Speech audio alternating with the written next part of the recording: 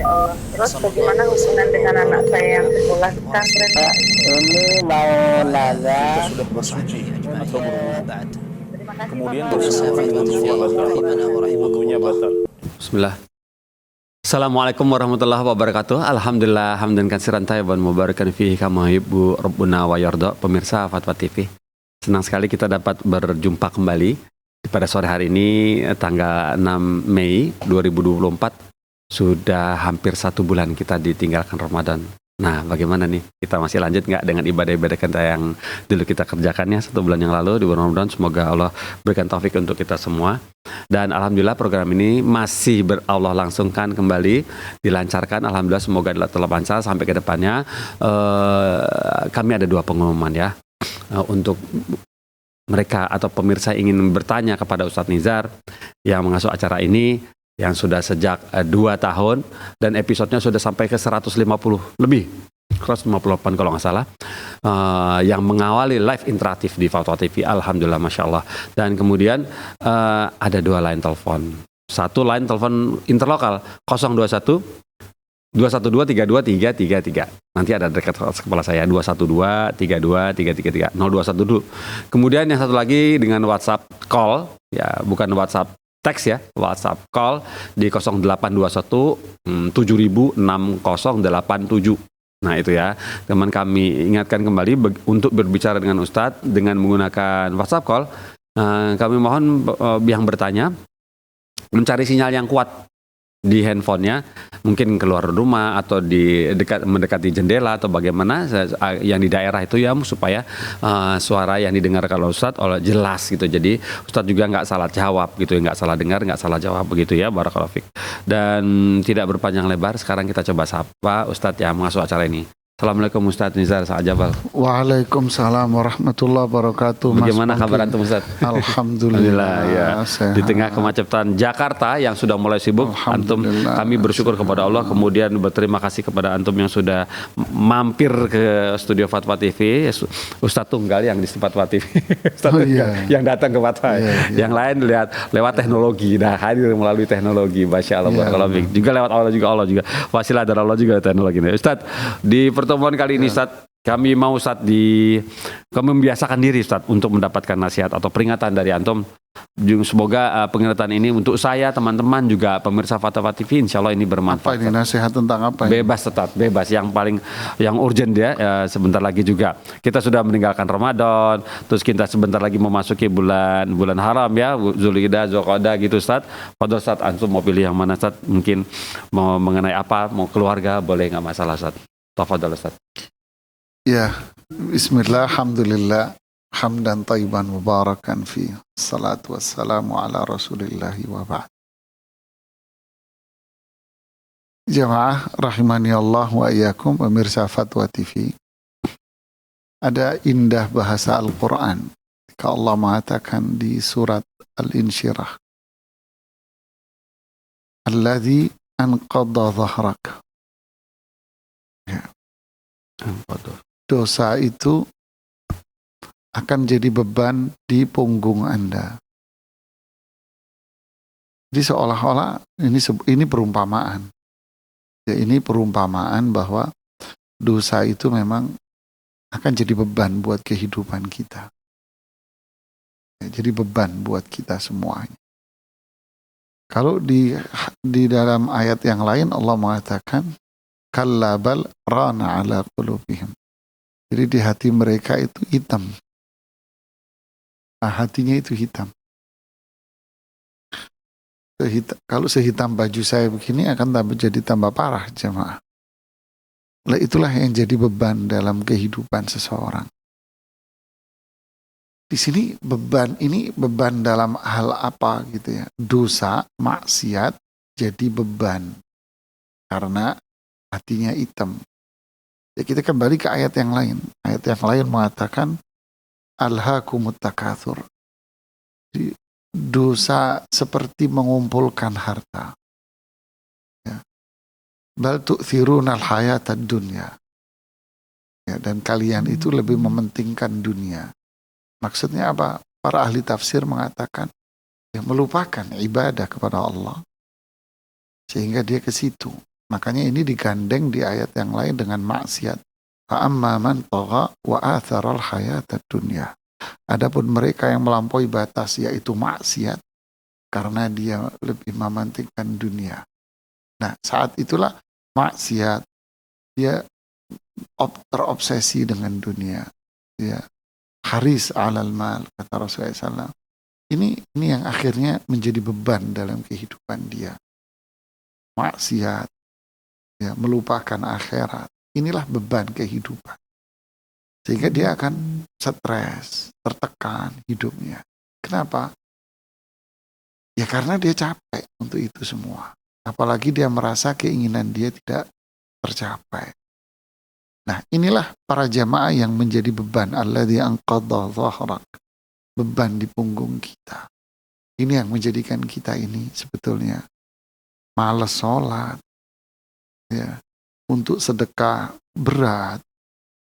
Kemudian untuk puasa berat. Untuk melakukan ketaatan yang lain itu berat. Berat, takil. Ya, ketika Allah bicara tentang sholat, wa innaha lakabira. Sungguh sholat ini berat. Iya, karena maksiat ini yang berat. Ya, maksiat apa saja. Ya, meninggalkan perintah atau mengerjakan larangan. Ya, yang lagi rame sekarang apa? Katanya dengerin musik itu boleh gitu ya. Tentu ini adalah penghinaan terhadap Al-Quran. Ketika Quran dikatakan bahwa ada ayat musik, ini benar-benar penghinaan dengan Al-Quran. Ada Rasul SAW sampai punya pemusik, ini penghinaan terhadap Rasul. Ini penghinaan terhadap sahabat. Bahwa ini maksiat, nggak ada ulama yang membolehkan. Semua ulama madhab yang 4, semuanya mengharamkan. Semua para ulama salaf mengharamkan. Kalaupun ada yang membolehkan, seperti Ibnu Hazm, ya, karena ada yang membolehkan itu pun satu dari sekian juta ulama. Ya, bukan ulama lagi, umat Islam malah sudah bahasanya. Satu dari sekian. Kalau zaman kontemporer sekarang ada yang membolehkan, tentu itu dari kalangan liberalis. Ya kan? Waliyahudzubillah. Jadi ala kulli hal jemaah, inilah maksiat yang menjadikan kita ini berat untuk melakukan ketaatan. Belajar agama males, sholat males, ke masjid males, melakukan ketaatan ini males. Wa innaha lakabirah, sholat ini males. Kenapa? Karena maksiat yang kita lakukan. Jadi apa solusinya? Taubat kepada Allah. Ini yang menjadi pemutihan. Ya, melakukan ketaatan kepada Allah.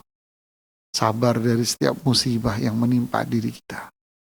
Inilah penghapus dosa seperti yang dijelaskan oleh Syekhul Islam Ibnu Taimiyah di Majmu' al-Fatawa, bahwa 3 hal ini yang bisa menghapus dosa kita. Ya.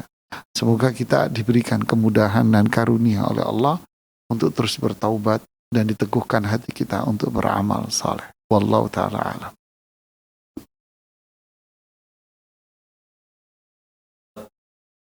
Atas nasihatnya, Masya Allah. Dan semoga saya juga teman-teman pemirsa dapat mengambil pelajaran ya Ustaz ya, dari yang sudah antum kabarkan kepada kami semua di sini ya.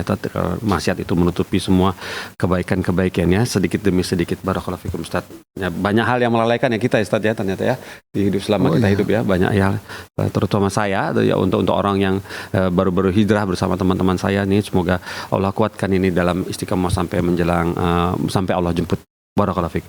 Dan Ustaz, kita sepertinya bisa masuk dari pertanyaan pertama nih. Coba kita sapa dulu teman kita yang ada di control room. Apakah ada telepon yang masuk? Baik, kita langsung menuju ke pertanyaan yang sudah tertulis di website.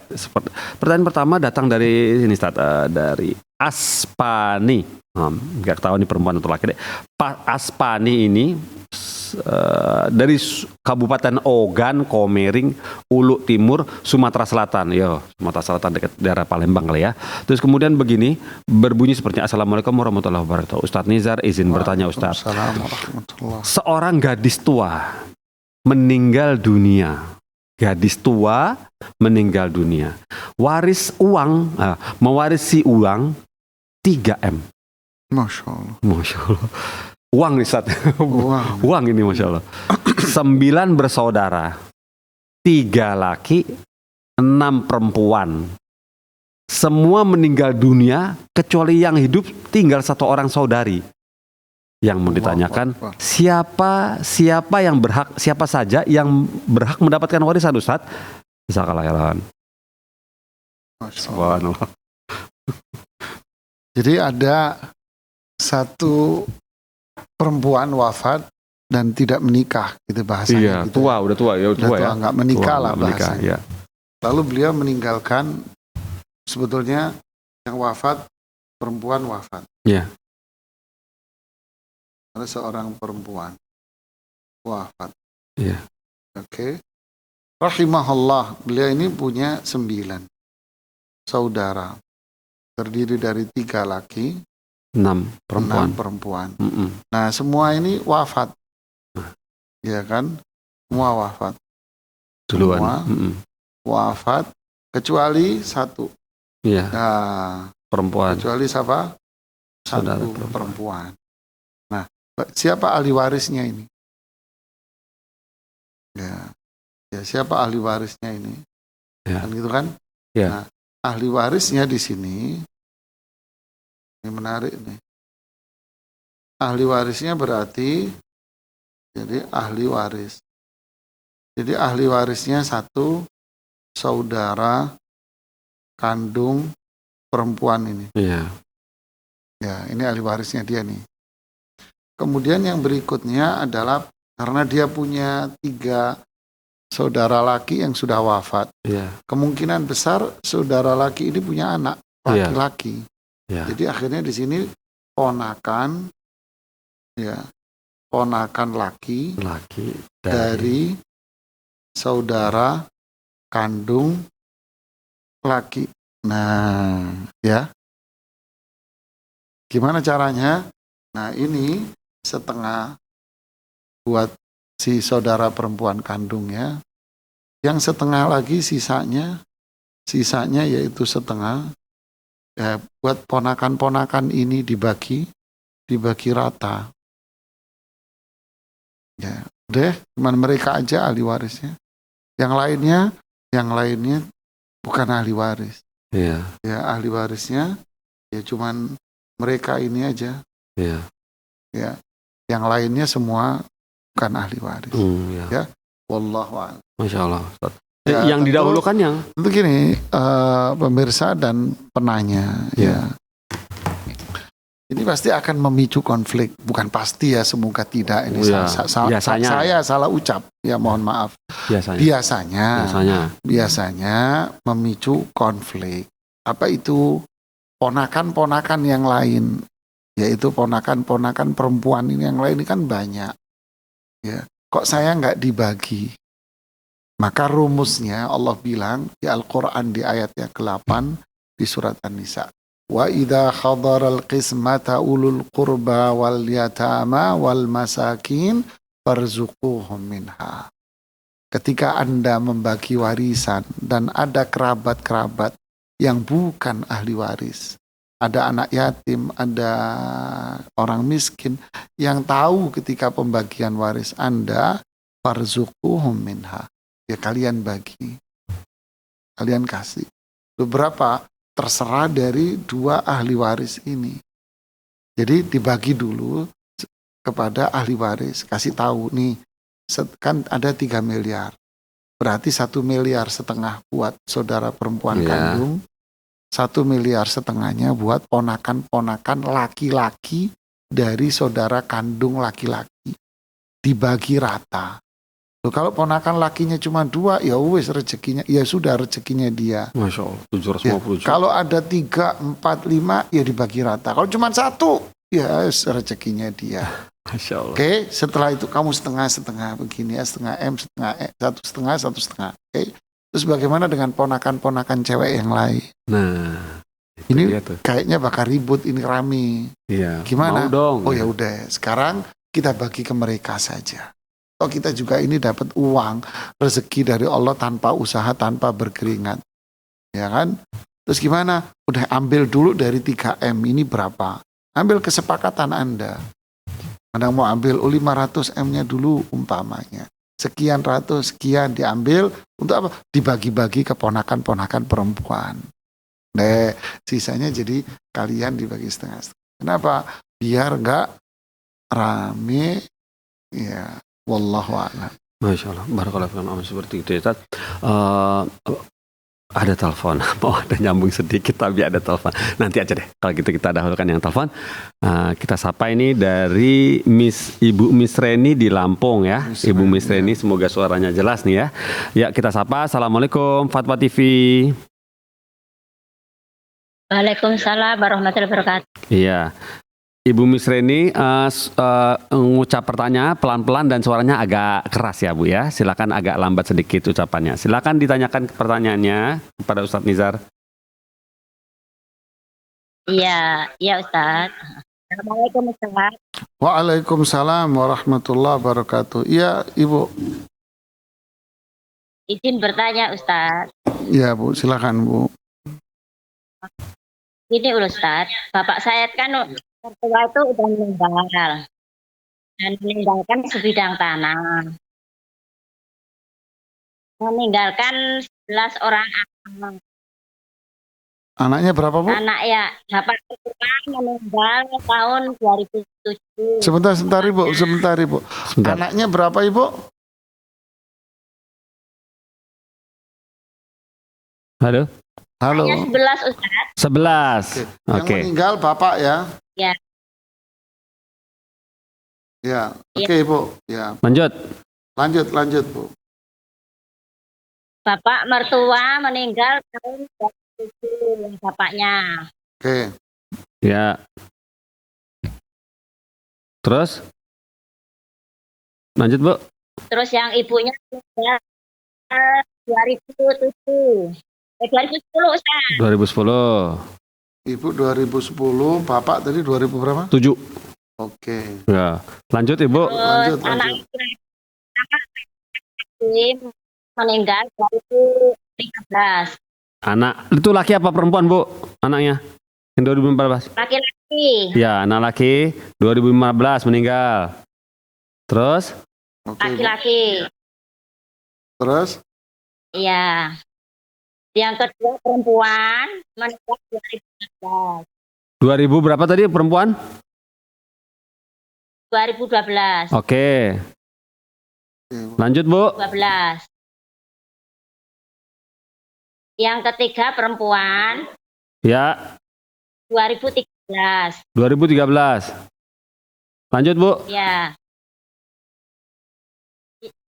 Yang keempat laki-laki 2017. 2017. Ya. Lanjut Bu. Ya. Yang kelima laki-laki masih hidup. Masih hidup. Oke. Yang keenam laki masih hidup. Laki-laki ya? Ya. Ya. Lanjut Bu. Ya, yang ketujuh perempuan masih hidup. Hidup. Oke. Lanjut Bu. Yang kedelapan laki-laki masih hidup. Masih hidup laki-laki. Oke. Silakan Bu, lanjut. Yang kesembilan laki-laki masih hidup.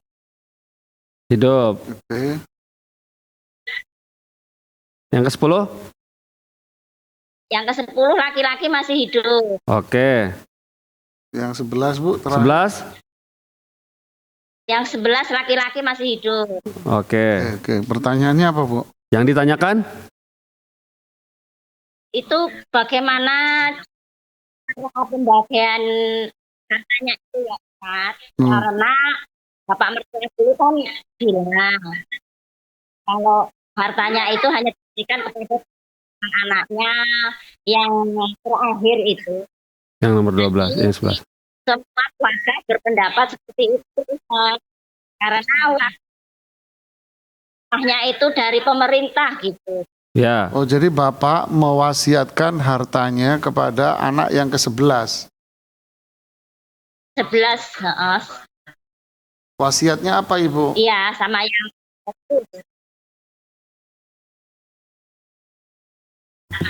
katanya tanahnya dulu kan pemberian dari pemerintah.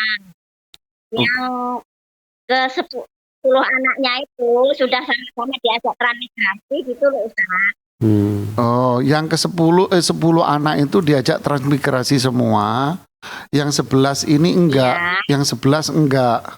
Iya, Jadi iya, tanahnya dikasih kepada yang enggak transmigrasi gitu ya. iya. Ya, baik. Oke, ya Bu. Baik Bu, terima kasih Ya, sudah iya, telepon ke iya. Fatwa TV. Ya, insya Allah nanti dijawab oleh Ustaz Nizar. Insya Allah ini sudah cukup lengkap insya Allah. Type Ustaz, tafadhol Ustaz. Terima kasih jawabannya Ustaz. Iya. Waalaikumsalam warahmatullahi wabarakatuh. Terima kasih sudah telepon ke Fatwa TV Ibu Musreni. Silakan Ustaz. Ya, bismillah, alhamdulillah, salatu wassalamu ala rasulillah ba'd. Terima kasih Ibu Miss Reni. Miss Reni di Lampung ya. Ya. Masya Allah, ini baru nanya ini, itu detail sekali ini. Keren, ini Ibu, barakallahu fiik Ibu. Barakallahu fiik. Jadi seperti yang saya gambarkan ini tadi saya catat dari pertanyaan Ibu. Jadi yang mau dihitung warisannya Bapak. Ya, saya sebut Bapak maksudnya suami. Ini wafat 2007. Kemudian Ibu maksudnya istri di sini. Maksudnya di sini adalah istri. Ya, wafat tahun 2010. Anaknya 11 dengan rincian yang seperti ini. Ya. Kemudian Bapak mewasiatkan tanahnya kepada anak yang ke-11 karena nggak ikut transmigrasi. Nggak dapat tanah Nah, transmigrasi. bagaimana ini perhitungannya?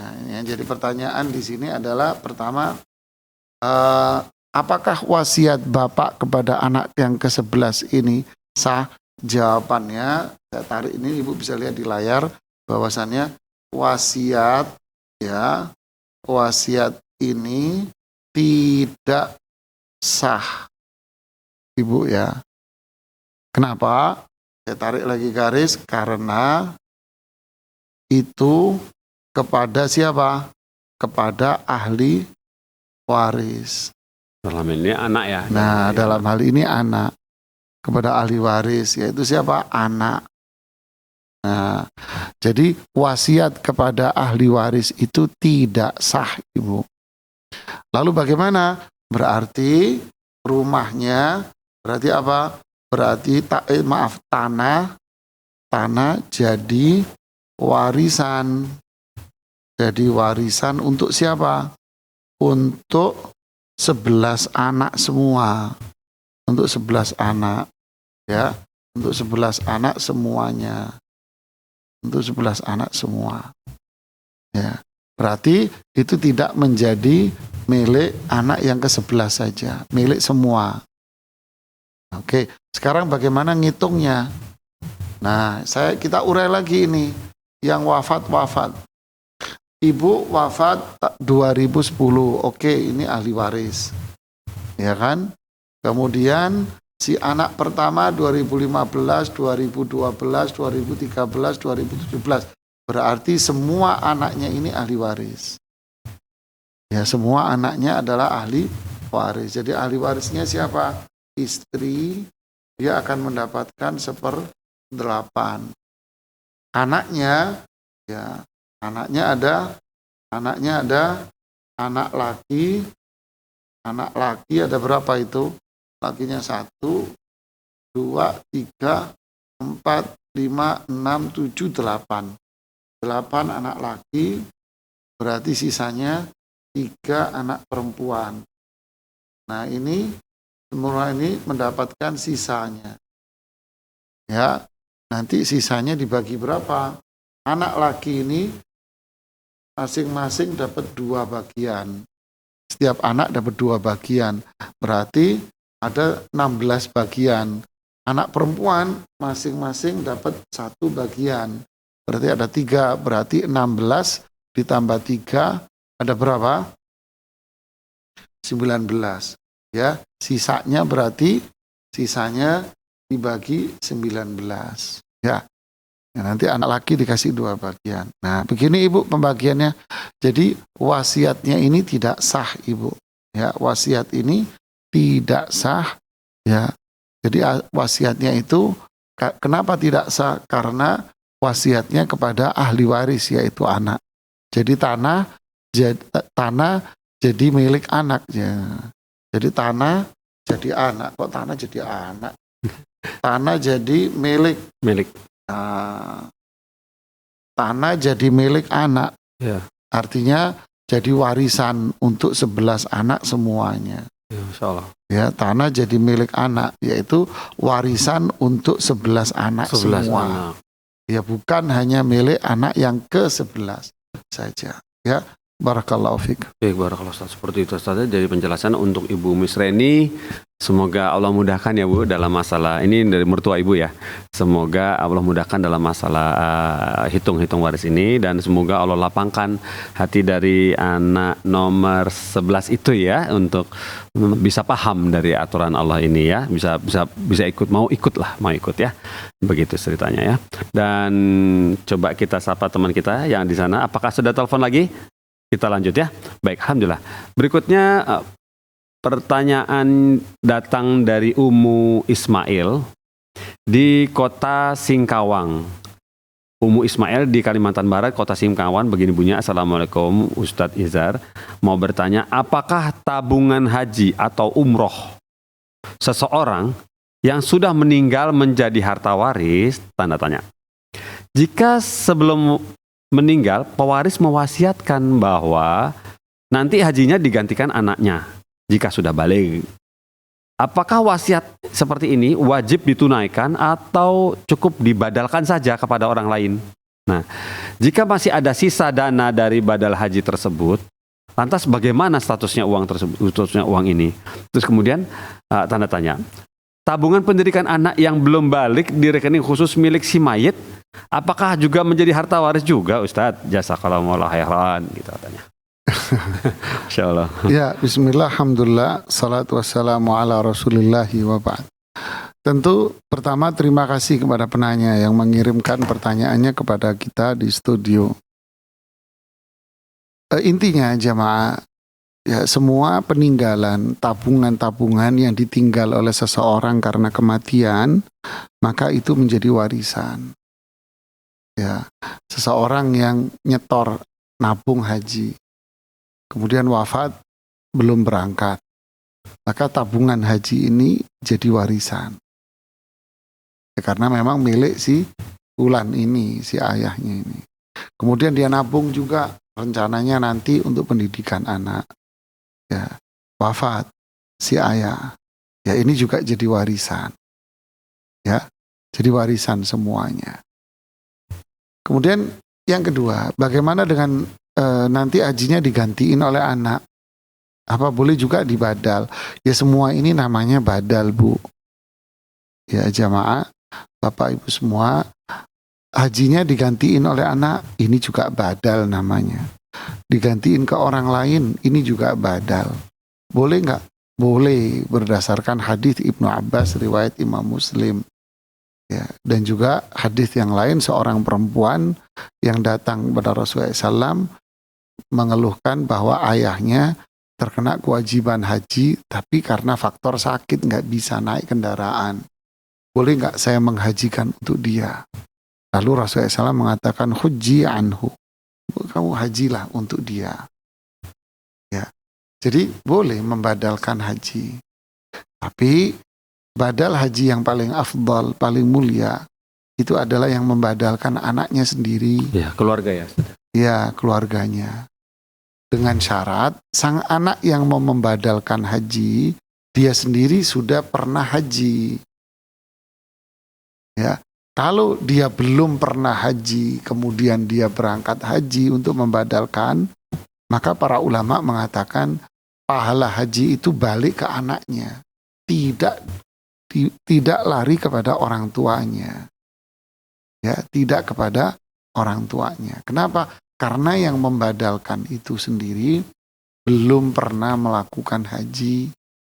Makanya Rasulullah SAW mengatakan kepada seorang sahabat yang membadalkan haji untuk saudaranya yang wafat, hujja an nafsik, thumma hujja an syubrumah.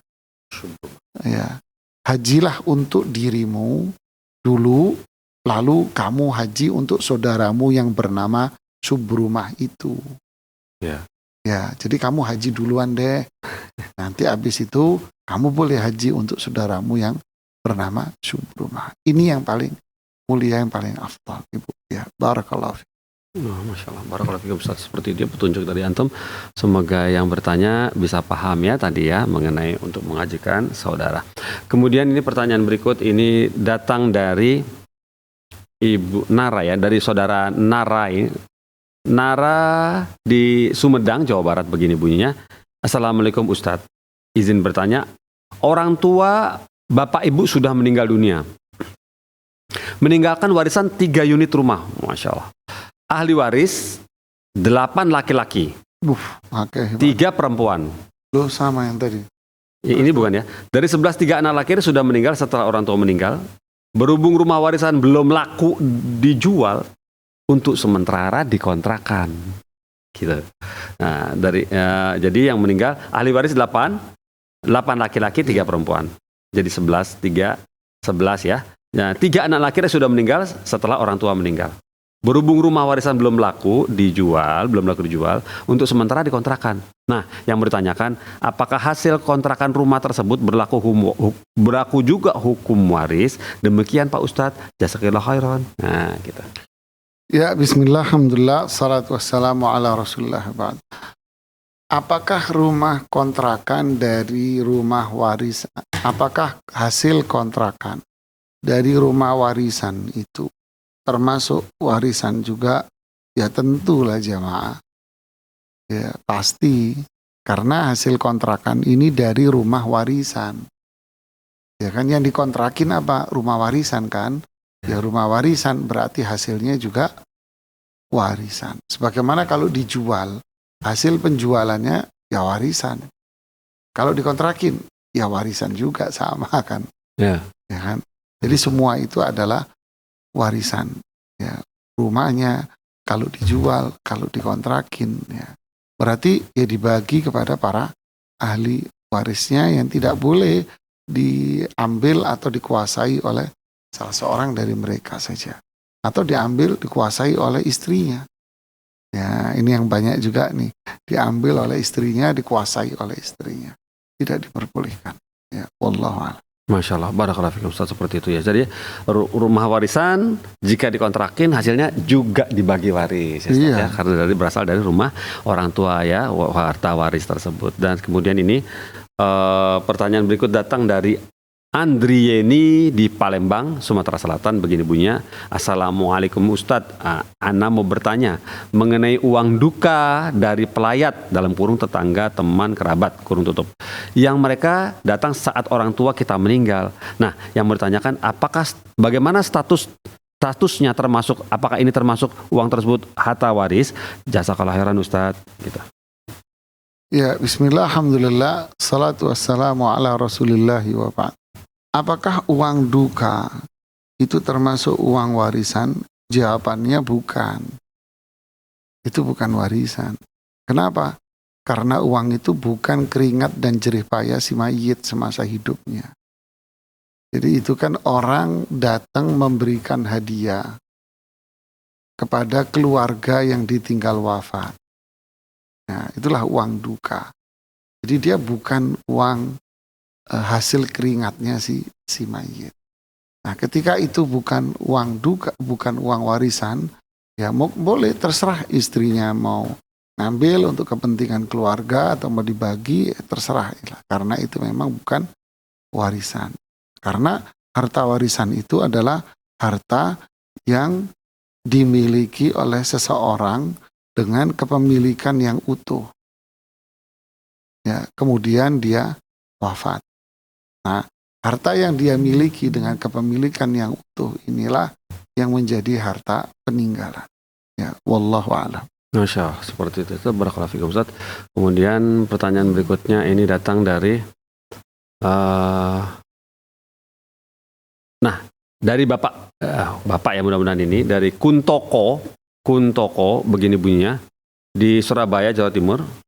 Assalamualaikum Ustaz. Izin bertanya, bagaimana cara membagi sisa harta waris kalalah dari saudara laki-laki yang tidak punya anak dan kedua orang tua?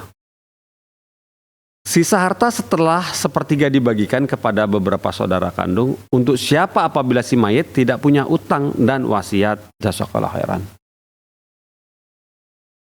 Ya, bismillah, alhamdulillah, salatu wassalamu ala rasulullah wa ba'd. Seharusnya harta warisan itu ketika dibagi sesuai syar'i kepada para ahli waris yang telah ditentukan, itu tidak mungkin ada sisa, ya, Pak. Ya. Oh iya. Nah, mungkin kalau sudah dibagi sesuai syariat dan perhitungan yang syar'i kepada ahli warisnya yang memang sudah ditetapkan oleh syariat Islam mereka, tidak mungkin ada sisa, kecuali memang sengaja disisahkan. Ya, sengaja disisahkan atau ada aset yang belum laku, ya, bisa jadi itu. Tapi kalau mau dibagi utuh 100%, nggak mungkin ada sisa. Apapun yang terjadi itu tidak ada sisanya. Kalau terlalu ada sisanya, Ustaz, ya berarti ada kesalahan hitung. Ya, ada kesalahan hitung. Seperti apa kesalahan hitung? Ya saya nggak tahu. Karena pertanyaan Anda cuman seperti itu. Ya, nggak mungkin ada sisa itu, Pak. Ya, karena semua ini adalah harta waris yang memang harus habis. Tapi saya ngitungnya kok ada sisanya? Ya berarti Anda salah ngitungnya. Gitu kan. Coba uraikan ke sini siapa ahli warisnya. Ya, nanti saya akan coba untuk menghitungkannya. Ya, wallahu a'lam. Wah, seperti itu jawabannya. Dan kemudian pertanyaan berikutnya ini datang dari Ibu Nana di Jakarta Timur, begini bunyinya. Assalamualaikum warahmatullahi wabarakatuh, Ustaz. Semoga Allah senantiasa menimpakan rahmat kepada Ustaz dan keluarga. Izin bertanya, Ustaz, saya menyampaikan pertanyaan ibu saya yang sudah sepuh. Ibu saya saat ini memiliki 3 orang anak laki-laki dan 2 orang anak perempuan. Saat ini ibu saya memiliki sebuah rumah. Salah satu anak ibu saya, dalam kurung adik saya, kurung tutup, sangat mengecewakan ibu saya. Titik. Bisa dikatakan dia anak yang durhaka. Titik. Bolehkah ibu saya mencoret namanya sebagai ahli waris? Jazakumullah khairan atas jawabannya, Ustaz. Ya, bismillah, alhamdulillah, salatu wassalamu ala rasulillahi wa ba'd. Terima kasih atas pertanyaannya. Jadi di dalam syariat Islam tidak ada yang namanya keburukan dibalas dengan keburukan. Tidak ada. Yang ada di dalam syariat Islam itu adalah keburukan itu dibalas dengan kebaikan. Jadi kalau ada anak yang dinilai sebagai anak yang durhaka, bolehkah dia dicoret dari hak warisnya? Tidak bisa. Kenapa? Karena hak waris itu yang menentukan Allah. Kita punya kewenangan apa untuk nyoret? Ya kan? Kita nggak punya kewenangan apapun untuk nyoret. Lah yang menentukan dia ahli waris itu Allah kok. Di dalam Al-Quran. Berarti, nah, apapun yang dia perbuat, apapun yang dia lakukan, sejahat apapun dia, tetap dia adalah ahli waris selama dia tidak murtad. Nah, itu dia. Selama dia tidak melakukan pembunuhan terhadap si ahli waris, pembunuhan terhadap pewaris. Orang tuanya dibunuh sama dia, ingin mendapatkan warisan. Nah, di sini dia dicoret sama. Yang nyoret siapa? Allah dan Rasulnya. Rasulnya sendiri, Allah dan Rasulnya yang nyoret. Kalau dia murtad, Allah dan Rasulnya yang nyoret. Tapi kalau kita, karena kita kesel ngelihat dia nggak baik, durhaka dan sebagainya, kita coret aja deh. Siapa kita? Yang menentukan itu Allah. Berarti nggak boleh ya? Nggak boleh. Tapi gimana Ustaz dengan durhakanya? Itu urusan dia sama Allah. Ya, itu urusan dia sama Allah sudah. Kita nggak usah ikut-ikutan atas keburukan dia. Sama pula si fulan ahli waris dapat warisan, tapi selama ini dia tidak pernah nongol, nggak pernah silaturahmi. Giliran dapat warisan aja, kutuk muncul, assalamualaikum, mohon maaf, kami nggak pernah silaturahmi selama ini ya. Jadi memang kita ini harus, ya sudah, itu urusan dia lah. Kemaksiatan dia yang nanggung dosa, tapi kita jangan sampai kita berbuat dosa juga. Ya udah kasih haknya dia yang telah Allah tentukan. Ya, wallahu taala a'lam. Masya Allah, barakallahu fikum Ustaz, seperti itu. Jadi perkara yang berbeda ya Ustaz. Dua Kalau hal yang yang sudah berbeda. tentukannya ya perkara beda antara duharka punya dosa sendiri ya Ustaz ya. Itu urusannya dia. Urusan dosa-dosa sendiri, harta waris sendiri. Allah pisah-pisah perkaranya. Masya Allah, Allah baik sekali. Kemudian begini, ada pertanyaan dari telepon. Boleh terima telepon atau bagaimana? Apa kita lanjut dari website? Baik, kita dari website aja ya. Waktu azan agak lebih dekat ini sekarang ternyata. Coba kita masuk dari pertanyaan dari website namanya, maaf ya Ustaz, Anda sebut ya, dari Nizar Ramadan. Waduh. Ini harus bayar uang lisensi. Tuhan siapa? Tapi Tuhan siapa yuk? Dari Bapak Nizar Ramadan di Tasikmalaya sampai salah tuh. Tasikmalaya di Jawa Barat. Begini bunyinya. Bismillah, Assalamualaikum Ustaz Nizar. Izin bertanya Ustaz. Pertama, waduh, pakai poin. Bagaimana hukum menunda bagi waris ketika suami sudah meninggal beberapa tahun yang lalu? Itu yang pertama. Kedua, apakah boleh misalkan tirkah dalam kurung harta si mayit hanya ditaksir yang bisa dihitung saja? Dalam kurung lagi ada tidak mendetail dengan barang-barang yang susah dihitung, kurung tutup. Itu nomor 2. Nomor 3, apakah boleh jika misalnya ahli waris berembug setelah jelas hitung-hitungan pembagian waris dalam kurung tiap-tiap bagiannya, kurung tutup, dan kemudian memutuskan untuk membagi dengan kesepakatan, misalnya dibagi untuk anak si mayit. Barakallahu fiik. Paham. Ya, bismillah, alhamdulillah, salatu wassalamu ala rasulillah ya ba'd. Terima kasih atas pertanyaannya. Pertama, bolehkah seseorang menunda pembagian waris? Secara umum, ya kalau memang sudah bertahun-tahun belum dibagi lalu Anda tunda-tunda, ya tidak boleh. Ya karena warisan ini bukan milik Anda. Ya, masalahnya ini sudah cukup lama Anda tidak membaginya, masih saja ditunda-tunda, maka tidak boleh. Saya takut ada kezaliman di sini. Di sana ada saudara-saudara Anda yang membutuhkan tapi ditunda-tunda. Ini tidak diperbolehkan. Yang kedua, memprediksi harta peninggalan. Ya boleh, tetapi prediksinya jangan prediksi asal-asalan. Iya. Ya, prediksi memang diprediksi dengan harga pasar. Iya, dicek. Yang ketiga, barang-barang yang sulit diprediksi, ya barang-barang yang tidak ada harganya di pasaran, tidak perlu Anda harus bagi karena memang nggak ada pasarnya. Seperti panci, piring, gelas, barang-barang yang lain, furnitur yang nggak ada harganya. Anda kalau mau jual di pasar juga siapa yang mau beli gitu kan? Nggak ada harganya, tidak perlu Anda hitung karena memang itu akhirnya juga bukan warisan karena memang nggak ada harganya ya. Anda ya bagi aja lah sudah kepada mereka. Ya, itu. Kemudian yang terakhir tadi apa? Yang terakhir adalah tadi, apakah boleh jika misalnya ahli waris berembuk setelah jelas hitung-hitungannya? Oh, iya. Mereka berembuk setelah jelas itu dibagi rata. Tidak boleh. Karena Allah sudah menentukan pembagian, terus Anda mau ngatur sendiri. Siapalah kita lah ya. Terus bagaimana? Bagi saja ketentuan waris, perhitungan waris sesuai syariat Islam. Di Al-Quran loh ini pembagiannya, jangan main-main loh ya. Ya, jadi bagi saja, hitung saja sesuai ketentuan yang ada di dalam syariat Islam. Oh si fulan dapat sekian. Udah oke. Setelah itu yang dapat banyak mau memberikan hadiah kepada saudaranya yang ngerasa dapat sedikit, yang perempuan. Laki mau berbagi kepada yang perempuan, itu haknya masing-masing. Kalau Anda berembuk, Anda mau ngatur hukum Allah. Allah yang menentukan di dalam Al-Quran, janganlah. Bagi saja sesuai ketentuan Al-Quran, pasti kita akan mendapatkan keberkahan. Wallahu ta'ala a'lam bissawab. Masya Allah, barakallahu fikum. Seperti itu ya, jawabannya sudah sangat jelas. Untuk yang bertanya tadi Bapak Nizar Ramadan, semoga bisa paham ya. Tadi ada fatwa dari Bapak Nizar juga, Bapak Ustadz Nizar. Barakallahu fikum Ustadz atas jawabannya atas kepada saudaranya. Dan acara sore ini rampung. Nah, semoga kita dipertemukan Allah kembali di pekan depan. Acara yang sama, Ustadz yang sama, hari yang sama, jam yang sama. Ya, kita tutup dengan kafaratul majelis. Subhanallah wa bihamdik. Asyhadu an la ilaha illa anta, astaghfiruka wa atubu ilaik. Wassalamualaikum warahmatullahi wabarakatuh.